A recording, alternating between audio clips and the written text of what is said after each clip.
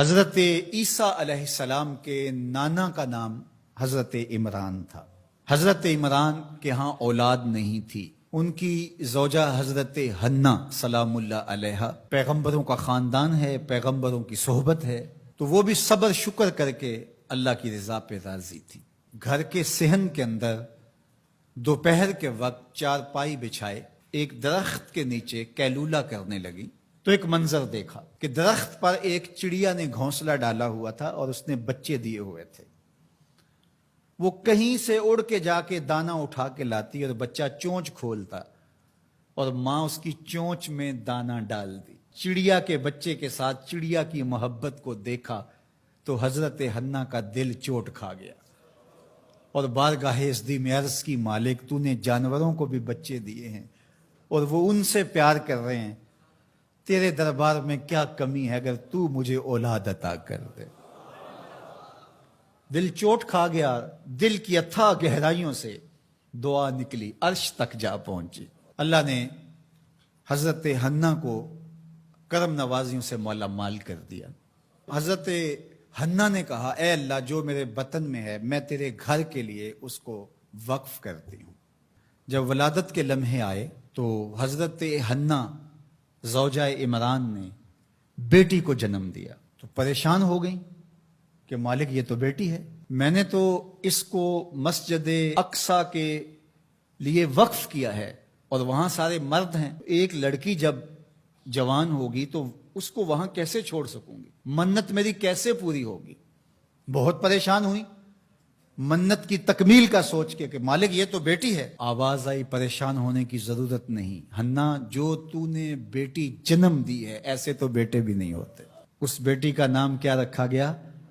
مریم سلام اللہ علیہا۔ بیٹی جوان ہو گئی تو منت یاد آئی کہ اب اس کو بیت المقدس میں ہم نے وقف کرنا ہے۔ پریشانی ہوئی کہ اب 300 حجرے ہیں جن میں مرد ہی مرد ہیں، ایک تنہا عورت کیسے وہاں رہے گی؟ تو یہ سوچا کہ کوئی بوڑھا بزرگ ہو جس کی کفالت میں ان کو دیا جائے تو وہ ان کی دیکھ بھال کرے، ضروریات کو پورا کرے۔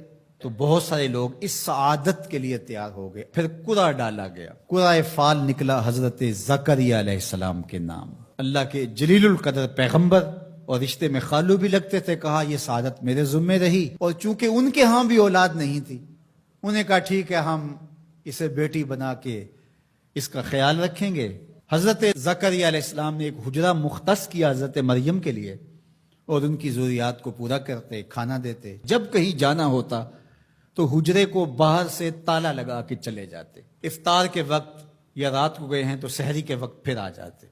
ایک دن حضرت زکریا علیہ السلام تالا لگا کے کہیں گئے کام، واپس آتے ہوئے دیر ہو گئی اور افطار کے لمحے گزر گئے، بہت پریشان ہوئے تو خیر سامان لے کے تیزی سے پہنچے اور آ کے دروازہ کھولا، وجد عندہا رزقا، تو دیکھا بے موسم پھل پڑے ہوئے ہیں۔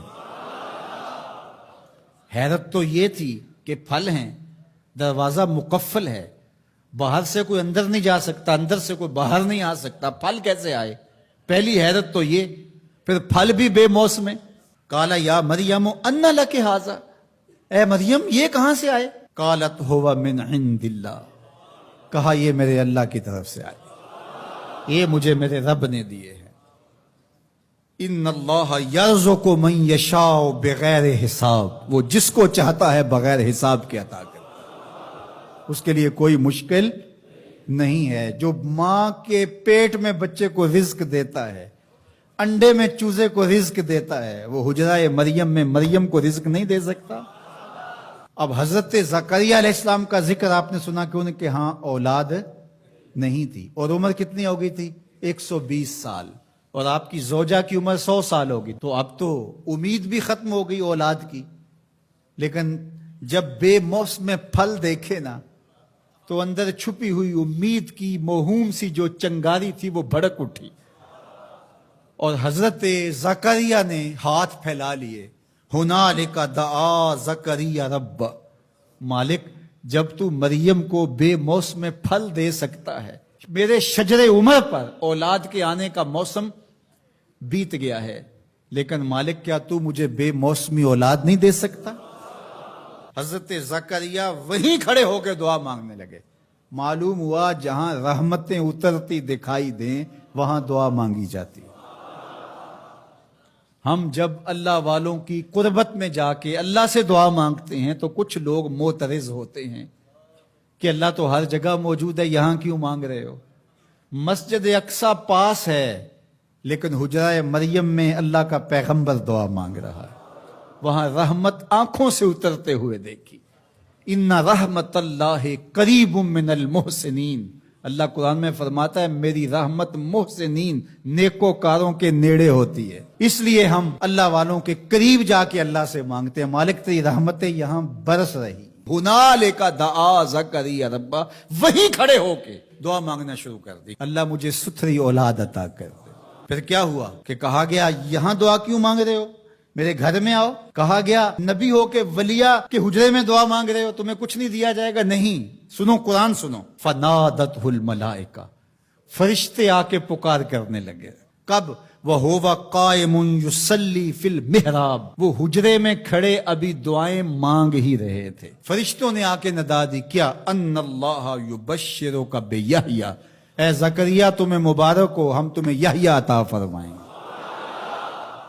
اولاد مانگی ہے تو یحییٰ ملے گا، لیکن اکیلی اولاد نہیں مانگی، ذریۃً طیبہ، ستھری اولاد مانگی ہے، پاک اولاد مانگی ہے. تو مصدقاً بکلمۃ من اللہ وسیداً وحصوراً ونبیاً من الصالحین، جو بیٹا دینے والے ہیں وہ کلمت اللہ کی تصدیق کرنے والا ہوگا، سردار ہوگا، عورتوں سے الگ رہنے والا ہوگا اور پیغمبر ہوگا، صالحین سے نبی ہوگا، یہ شانوں کا مالک ہوگا. فوراً دعا قبول ہو گئی. یہ ہے کرامت سیدہ مریم کے حجرے میں بے موسم پھلوں کا ملنا اور وہاں دعاؤں کا قبول ہونا.